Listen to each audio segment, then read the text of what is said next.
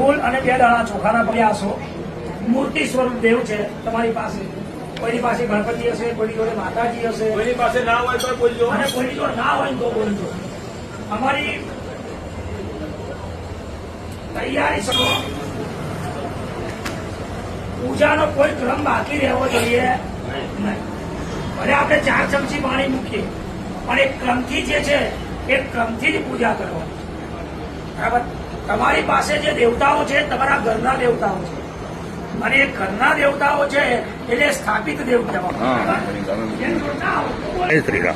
છોડતા નથી તે સાંભળવા તો જવાબદારી કયો હતું.